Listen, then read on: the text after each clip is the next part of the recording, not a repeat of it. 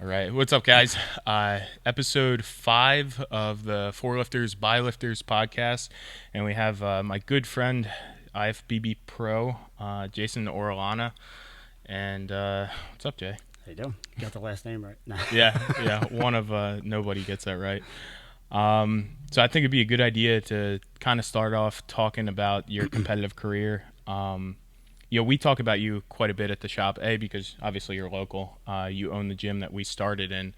But I feel like you do things, not that there's a right or wrong way, but I kind of feel like you do things the right way. Like Right. you're always healthy.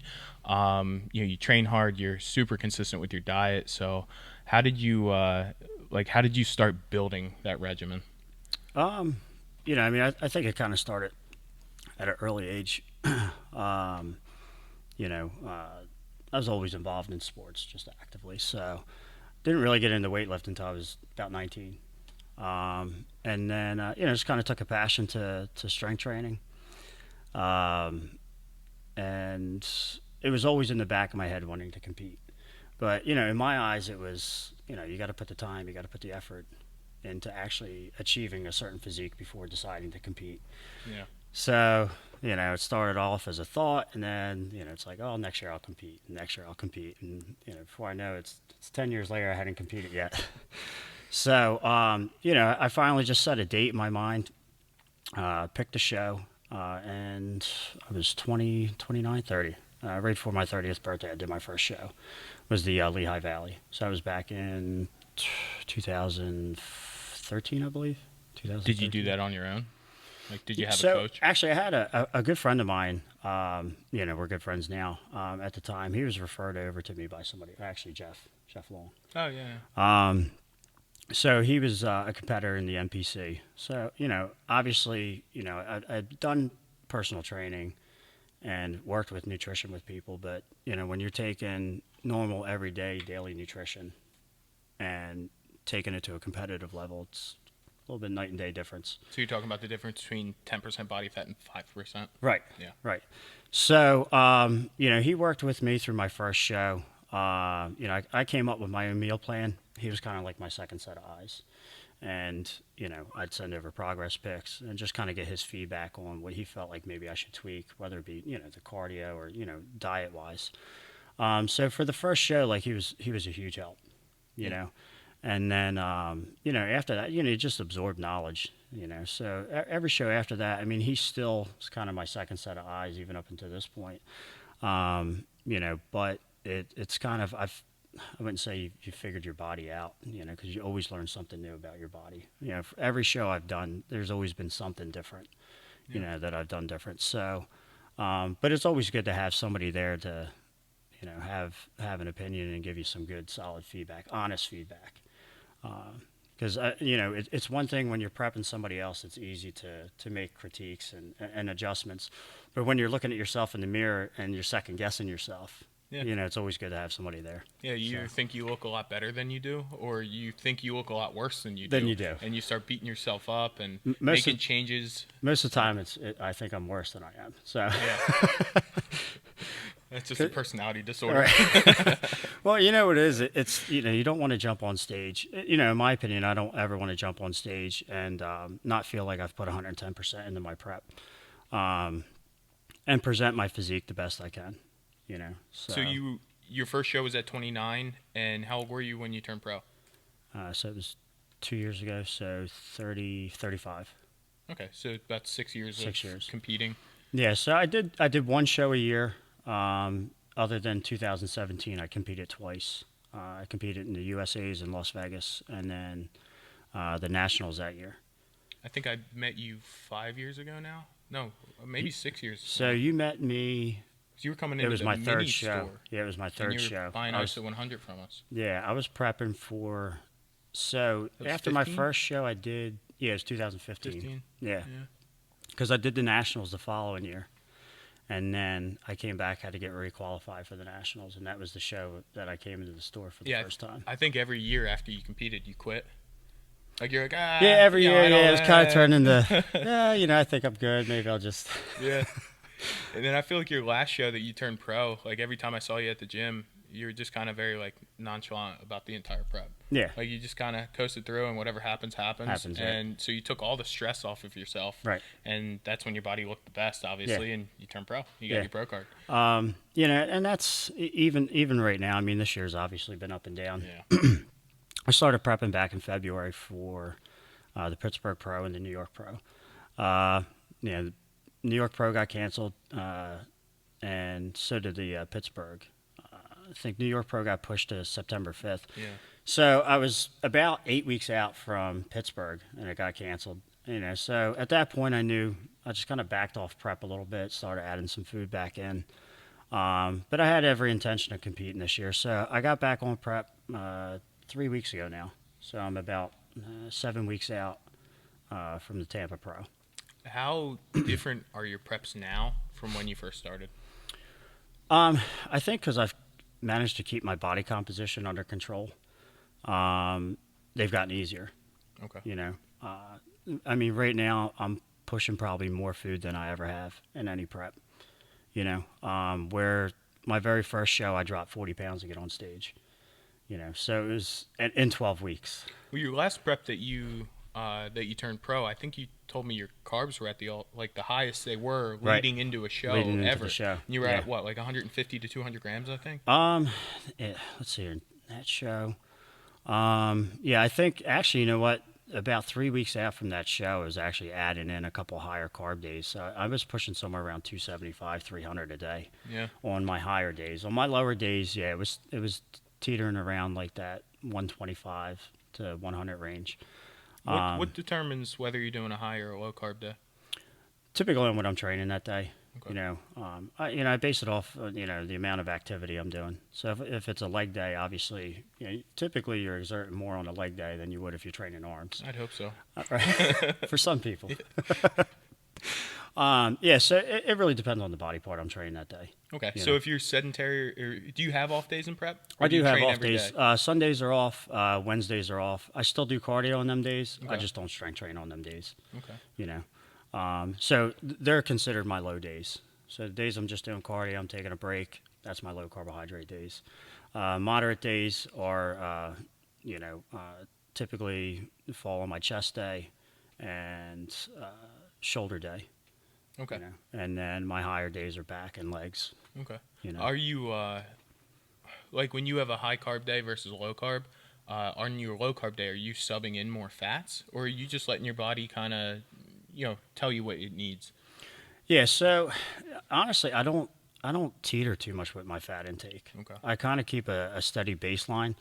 On my lower carb days, I bump them up just subtly, but the remaining part of the week, I don't even touch my fats. Nothing really changes. Yeah, I keep it. It's somewhere.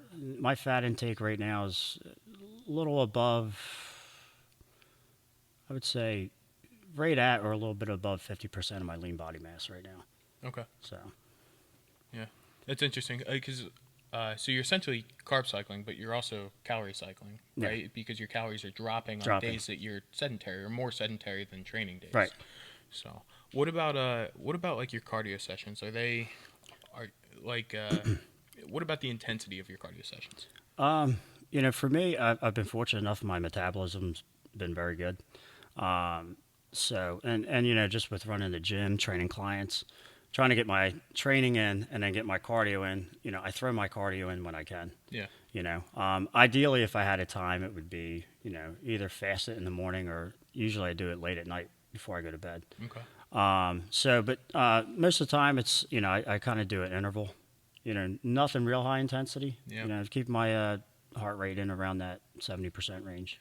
Do you try to like push yourself on cardio though? Like, No. you're not? No. So you're just kind of going through the motions and Going through the motions, get my heart rate elevated. getting the blood back in your legs, maybe Right. like after a hard leg day. Yep. So if I'm training legs, typically I either resort to using a stepper or an elliptical. But on leg day, I'll walk on a treadmill, Okay. on an incline. So I'll interval the inclines on it. But I feel like if I get too carried away with doing cardio, I drop too much weight too quick. You Yeah. know, so for me, and everybody's different. For me, that's what works for me. Okay. For somebody else, people that I'm prepping, obviously we're going to adjust it according to what's working best for Yeah. them. Yeah, for sure. What about like training setup? So, there's a little bit of controversy now, and I think John Meadows is doing a really good job talking about like intensity of movements over volume, right? So maybe instead of doing 4 sets of 10 at the same weight, Hmm. you slowly work yourself up, and that last set is like a real hard Hard set, set. right? Do you prefer training like that, or do you like to do more volume at the same weight? Um, yeah. I mean, I love John Meadows. I like a lot of his videos and the information he puts out there. It's kind of very similar how Dorian Yates trained. Yeah. You know, but no, I mean, I definitely agree with that. Typically for me, yeah, that final set is where, you know, as you get older, you got to warm up a little more. Yeah. My first couple sets sometimes on certain exercises just kind of getting to the weight where, I'm warmed up, I'm comfortable, and then I'm able to hit maybe that third or fourth set like really hard. You know, Since we started training here, Ben brought in a jump rope, right? and so I've been doing that prior to training, Yeah, and I thought that would actually exhaust me more because I'm going until I'm sweating, right. and then I'm doing my walking lunges, all my dynamic warm ups. My squat just keeps going up, Yeah, and I don't know if that you're countering old age with that, right? right. So as I get older, I need to warm up more. Warm up more. But Yeah, I just find that my performance is so much better when my heart rate's up and I already have a sweat going, and everything's moving accordingly. yeah, So, yeah. Well, the muscles being warmed up like that definitely makes it easier to get in a squat position. You're not stiff. yeah, I always joke, like I remember like in my early 20s, I could just walk in the gym, hit a couple sets of leg extensions and jump right on the squat rack and not have a yeah, problem. Now it's like I wouldn't even think about doing that. yeah, And kind of same thing. Typically I'll take 10 or 15 minutes to warm up and then, I'll go through some dynamic stretching and then, start in. When I train legs backwards. I hit hamstrings first and then I go in the quads. You know. Actually, when we had Evan Centopani down in 2015, he was telling Ben and I to do that even on back day Yeah. because it elongates the hamstring and allows you to get in a better position when you're doing your heavy barbell rows and stuff Right. like that. So Yeah. it seems to be something that works for everybody. Yeah. But what about as far as like rep schemes go? Are you doing fives? Are you doing tens? Does it matter where you're at in rep? It's rare now. I rarely ever train under 8 reps. Under eight, Um, even for compound movements. Even for compound movements. Most of the time, and again, it depends on how I feel that week. But I kind of cycle my rep ranges from week to week. So I'll have a high week, moderate week, and low week. Low week being like a 12 to 8 rep range. Okay. Moderate week that 15 to 12 maybe, and high. So you'll do 15 to 12 or higher on all muscle groups? And so if I'm in that particular week, yeah. So you'll do a set of 15 or 20 on like incline dumbbells or something? Hmm. Yeah. Or so like on a high week, yeah, it may be on that upward range, or I may incorporate giant sets or drop sets or supersets, which obviously prolong the set and Yeah. increase the amount of reps you're doing. Are you doing that like supersets? I was going to ask you about that. Are you doing that stuff year round or are you really only doing it in prep? I do it more in prep than I do year round, but it's not to say I don't incorporate that in throughout the year. Do you think that training like that helps with reducing body fat during prep? See, I train fairly quick at a very fast pace. So anybody that's trained with me, especially some of the guys, coming to the gym, a couple Yeah. of them have trained with me, and I'm taking a 45-second rest period between sets. I'm not prolonging the set out, because for me it's not about how much weight I can lift anymore. Yeah. It's really the intensity, In execution? right, Yeah. and what I'm putting into that set. So Yeah. So, one of the things I kind of wanted to dive into is just like gym ownership. We get so many people that come in. They're like, I really want to open a gym, and I kind of sigh at times, Right. just because like, sometimes I feel like people don't understand how hard it is to run a gym, and Right. and you've done a good job. You've been in business for 4 years. 4 years, yeah. You own your gym. You own everything in it. Like, you're not doing any of these crazy equipment leases and all that stuff. Right. I mean, first off, would you do it again? That's a good question. I mean, at this point, I don't regret anything. Mm-hmm. So, probably. Yeah. Probably, yeah. I feel like when the opportunity came up for you to have your own gym, I feel like you had to take it just because you had to know what it was like. Right. And if you didn't take it, you'd always wonder. Always wonder. Yeah. Right. Right. And I think it's worked out pretty well for you. Yeah. I mean, kind of going back on that. I mean, the funny part is, like, I've had a lot of friends over the years that have had gyms, have owned gyms. Obviously, I've done personal training for quite some time and worked at many different gyms. And the one thing I always said to myself is, like, I'd probably never own a gym. Yeah. But I think it's timing. The timing was right. It seemed right at the time, and was able to dive into it. Yeah. What do you think's the toughest part about, like, operating a gym? Operating, just keeping it fresh. For most people, that's what attracts them to a gym. You have your New Year's resolutioners, like, they're coming in, they want to see new things. What are you doing different? So, it's just keeping things, adding things here and there and keeping people happy. Do you almost feel like it's a conflict of interest, though? And the reason why I say that is when you first took over the gym, I think you got rid of a bicep machine. And people were like, oh, the gym doesn't have a bicep machine. And you're like, anybody that thinks that they can't train their biceps, like, have them come see me and I'll show them how to curl. Well, yeah, I mean, it can be. You're not going to please everybody. Yeah. So yeah, I think at times it's funny when I buy equipment, and I mean, and you've reached out to me a lot of times with a lot of the equipment I've gotten. Yeah. So if I'm buying it, I'm usually buying it for myself. Yeah. Yeah. So, but I mean, I think, when I'm purchasing something and I'm getting on it, it's got to feel right, and I think that's the problem with a lot of commercial gyms is they're just stocking these gyms full of equipment. It just looks good. Yeah. It looks nice. It's all matching colors, but that doesn't necessarily mean it's going to be good for you biomechanically. So, when I'm picking something out or I'm getting on something and I want to bring it into the gym and use it, it's because I feel like it's something everybody else might like too. How much of your workouts are you using machines? Actually, it's funny you say that because I was just talking to a client about that this morning. Probably out of all the equipment in the gym, I probably use maybe a third of it. A third? Yeah.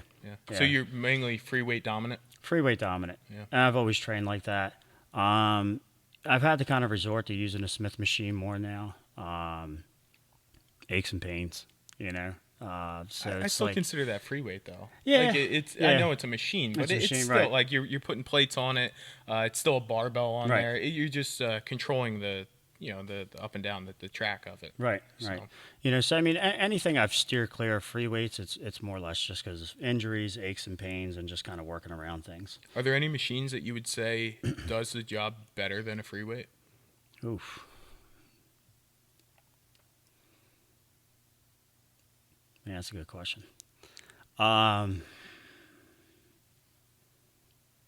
Like, would you pick your power squat machine over, like, if you had to pick one, would you pick your power squat over a barbell? Over a squat? Absolutely not. No? As long as I could squat, I've always said that as long as I could get under a bar and squat and push weight, I'd continue doing it.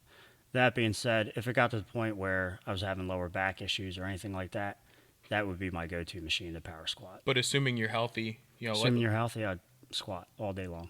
The same thing. What about, like, you have a really good lateral machine in there, don't you? Side lateral? The Cybex, Cybex piece, yeah. Would you still pick a dumbbell over using that? It's a toss-up. Like, I go between cables and dumbbells. Okay. I do use the Cybex occasionally, but I'm more for the cable and dumbbell movement. Are there any pieces in the gym that you just, like, you wouldn't want to work out if you didn't have it?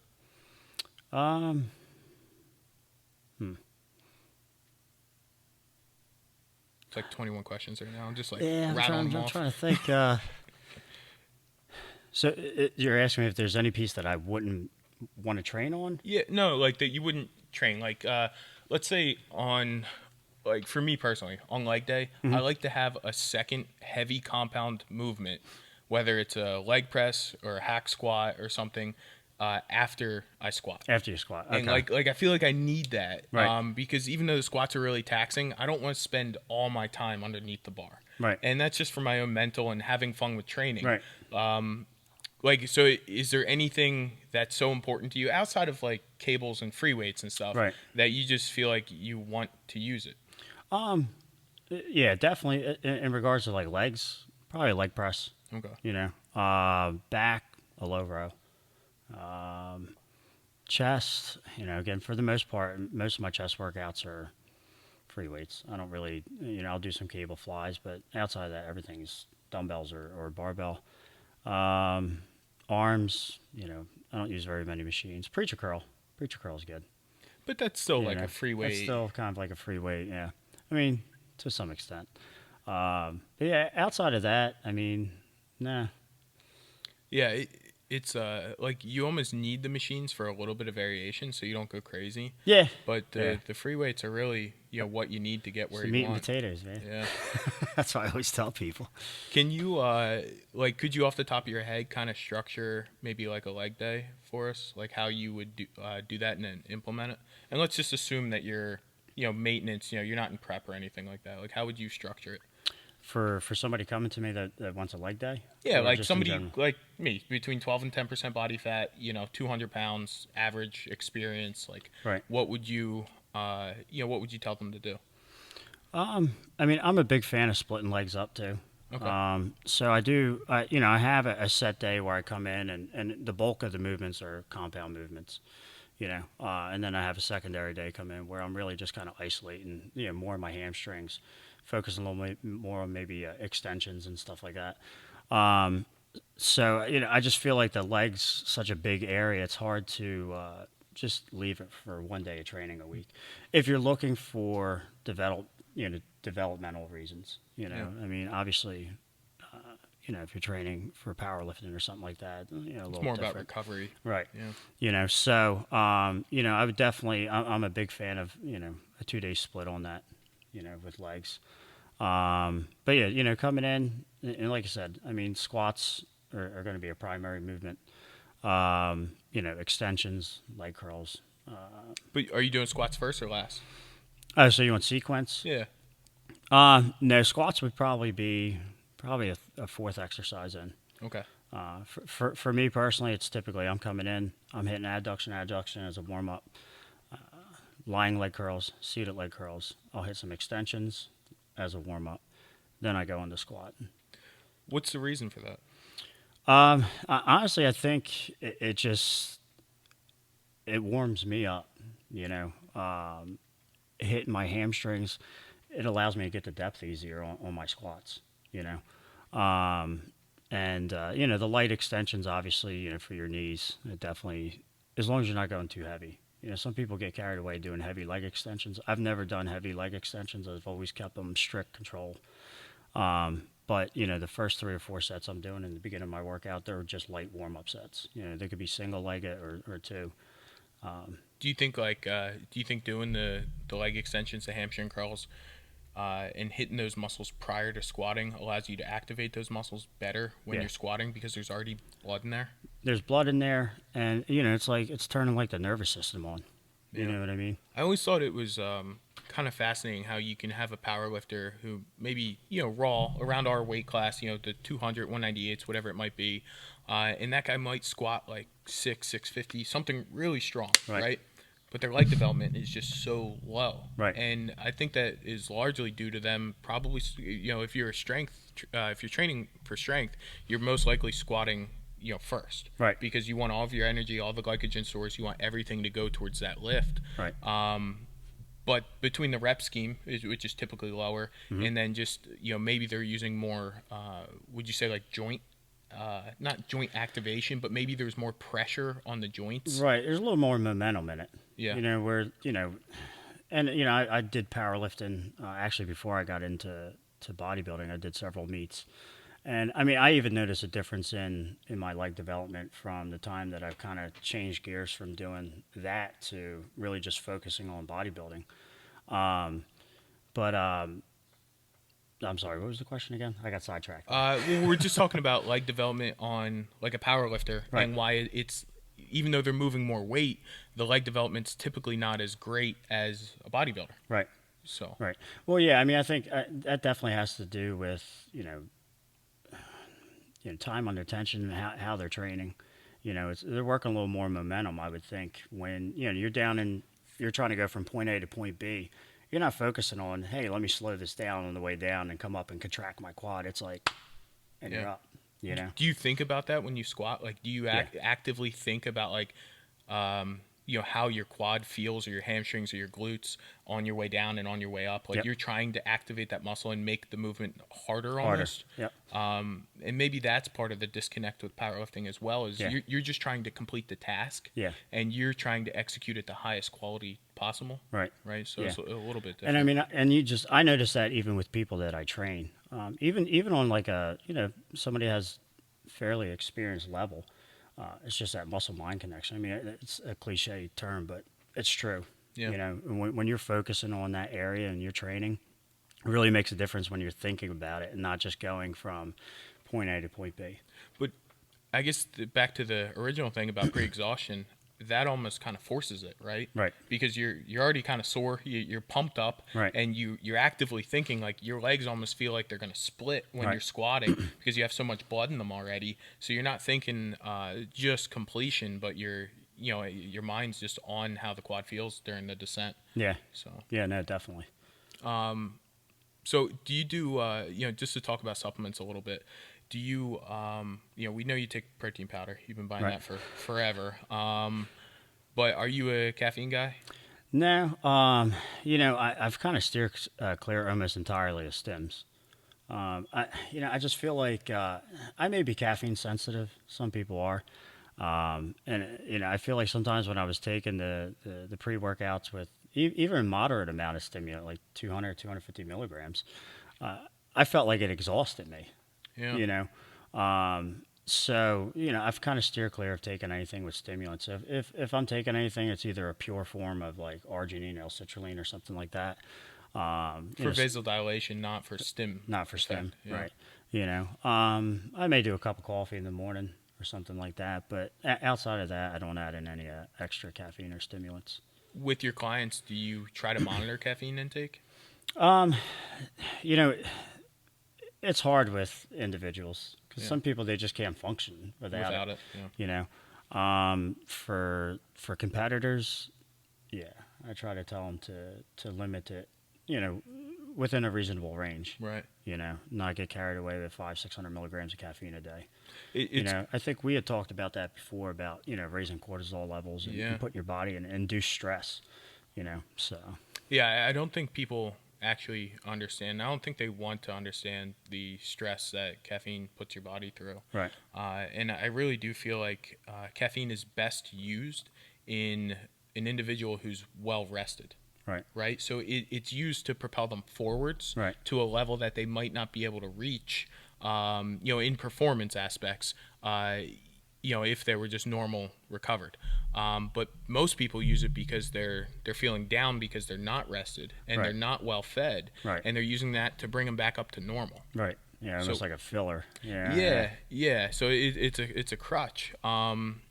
And then it also affects the sleep cycle. Yep. And I find caffeine, like I do drink caffeine throughout the day, but I never really, I can't say never because I have been a little bit recently, but for the most part, I never take it before a workout. My heart Right. rate goes crazy as it is, and you know how hot it is in this warehouse. So like if I'm training legs and I have caffeine in my system, like I'm just asking for something Right. to happen, and I don't want to deal with that. But what about so you don't take caffeine, so you probably don't have too big of an issue sleeping at night. No. But what are your thoughts on sleep? Like how much do you sleep? How much do you tell people to sleep? So typically I sleep at least 7 hours. I 7? get at least 7 hours of sleep in the evening. I'm fortunate enough where my day breaks up in like midday. So, I leave the gym around 12:30, come back in around 4. So as long as I don't have any running around to do, I try to squeeze at least an hour nap in, Okay. like midday, especially during prep.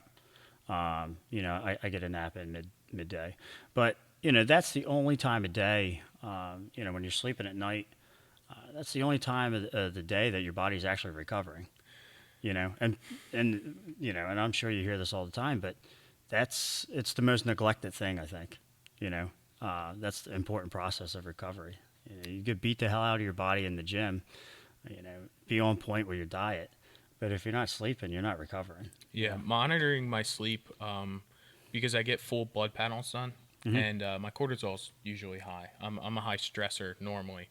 Um, and the only thing that was able to bring it down was really consistent 7 to 8 hours of sleep every night. And now that I understand like how I feel when I get that much sleep, when I have less sleep, I can actually feel what it's doing, and I Right. can feel what it's doing to the recovery process. Yeah. And then you get, just to go back into the cycle, let's say you have a day of like 4 or 5 hours of sleep, and you're drinking a bunch of caffeine, to compensate for that, Right. and then you're not drinking water. Right. So you're going into a dehydration phase. Dehydration, right. So, it kind of counters that, and then your soreness prolongs. Right. And I just feel like it's this long thing of just screwing your body up, and Right. you're not putting yourself in the most optimal position to perform at the highest level or to have the best physique. Best physique, right? Yeah. And I'm not saying it can't be done. Like, you can't, sleep a little bit and drink caffeine and still look good. Of Right. course you can. But maybe you have to maybe counteract that with different things. Right. Yeah, and I mean, definitely if your cortisol levels are, high, and you're not sleeping, it's hindering the process of dropping body fat. Yeah. It's kind of like almost counterproductive. Yeah, So, and I think for men, we get a lot of men, and I'm sure your clients are predominantly men. no, you know what? It's probably almost like I would say I have more women than men. All right, well, Yeah. we'll avoid that statement out then. But we get a lot of men in that are from like the 35 to maybe 45 minute or 45 age group, Right. and a lot of them have low T. Yeah. And then you start digging into, how's your sleep cycle? I sleep 3 hours a night. Yeah. Okay. Well, how's your caffeine? I drink, 6 Red Bulls a day. And it's almost everybody who comes in with symptoms of low T, and obviously we're not doctors, so we don't prescribe them anything. But Right. everybody that comes in with symptoms of low T, they all have the same cycle. They don't sleep. They eat, when they need to, Right. which is whatever they can get their hands on. And then aside from that, they're just they're over consuming on caffeine. It's almost the same thing with every single person. Right. So I wasn't sure if that was something you saw with your clients in that age group as well. Yeah, I mean, it's on a competitor level. Yeah, I have a few people that have an issue with sleeping, too much caffeine. So, all you could do is just give them the right information. But if they don't follow it, it's Yeah. counterproductive. Yeah, but it also tells you how serious somebody is, right? Right. I remember when I was in college, and I really thought powerlifting was like my world. And, I wasn't that strong when I started, and I just wanted to be like top 3. And that's, I just wanted to get in that range of, I feel like when you compete and you get to a higher level, whether you're first or third, like obviously you want to be first, but just to Right. get in that like top range of people, it takes a certain amount of effort to get there. And, I was sleeping 9 hours, almost every single day. Wow. And I was at Penn State, so I was forcing myself to not party Right. so I could sleep. Yeah. So I definitely think like it's a good way for you to probably weed out clients. It's like Yeah. if you can't find the time to sleep, and take care of yourself, Right. you're going to make your prep a whole lot A harder. whole lot harder. Yeah. Yeah. The outcome's not going to be what you want. What do you think about like people competing recreationally? Like, do you think it's Again, I mean, I think it kind of goes back to how much effort are you really putting into it. Yeah. It's for me, kind of like you said, if I'm competing, obviously you're competing to win. Whether that happens or not is Yeah. one thing or the other. But you're putting that effort into, hey, you know what, I want to get that number 1 spot.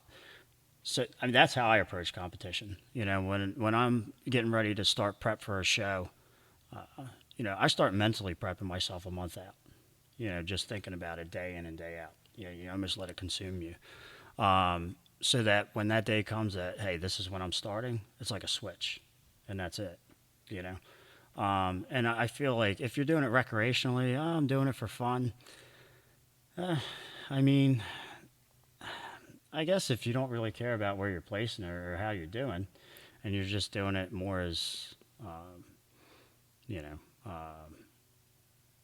Just a hobby. just a hobby, Yeah, like no other than fishing and going out right? on your dirt bike. Um, don't expect to do too well, but you know, I feel from we've been open for we're on 7 years now almost, and I find that when people do shows that really aren't ready to be doing shows, hmm it tends to make them worse. right, Because I think they're dieting and expecting to see a certain amount of muscle that right, they don't have.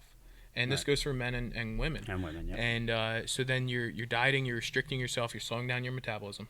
Okay. And then we're in a culture that, for whatever reason, like junk food is the biggest thing now. right, There's no longer like eating healthy because you want to eat healthy. right, You have to figure out, everybody's figuring out ways to kind of game the system, right? So they want to eat, donuts after their workouts. I'm not saying you can't do that, right, but they want to do it all the time.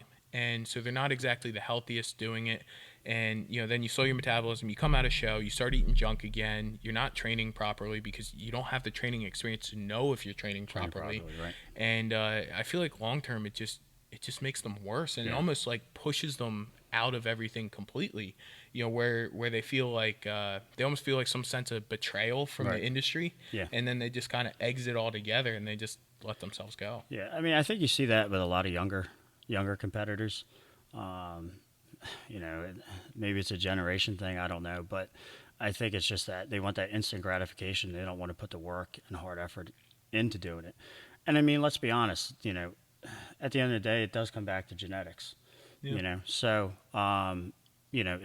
if maybe you don't have the best genetics, but you're busting your butt and getting on stage and you're doing everything you need to do, and maybe you've put the time and effort into it, that doesn't necessarily mean you're going to take it to that next level. I mean, it's just like, not everybody could be a professional football player. Not everybody could So be. when you got your pro card, you didn't get like a mysterious $100,000 check in the mail. No, I didn't. That didn't I happen. call it the poor man's sport. You have to pay to keep your I card. have to pay to keep my card. It's, yeah, I mean, if you're going into the sport thinking that you're coming out and you're going to be making a lot of money doing it, you're in the wrong sport. I do it. I continue competing because I enjoy it. When I started competing, I didn't have, it was an afterthought of becoming a pro. Just because, I mean, I'm real with myself. You look at the guys in the magazines, and I've been following bodybuilding for over 20 years. So I've realized, fairly quickly that this isn't something that happens overnight. So, looking at it in that perspective, I just year after year just say, I'm going to prep for a show and see how I do, and that was it. And that's kind of how it's been. This will be my first year competing as a pro. I don't have any high expectations. I'm going in with an open mind, and do the best that I can do. As You long get as critique from pro judges, right? Yeah, So that'll be yeah, different for you. some feedback from them. And as long as I bring something better than I brought back in 2018, that's what I'm looking for, you know. But at the end of the day, it's not about money. If it was about money, I wouldn't be doing this sport. It's Yeah. funny though. All the people that we talk to that have like a good track record in bodybuilding, uh, they all just enjoy the process, Yeah. right? Like it's not about stepping on stage. Some of them absolutely hate stepping on stage. They Right. don't want to be in the in the man bikini and flexing with the tans and all that and the Right. oil and all that stuff. Like they hate that part of Right. it. But they love the way that their body changes Yep. when they change the diet or when they change their training or when they execute a lift differently. Right. And there's a whole new muscle activation there. Yep. And 8 months later, they have a slightly bigger hamstring. Right. But it's such a slow process, and there's so much data involved. But then your body's also changing, so Yep. it's really everything. Is an experiment.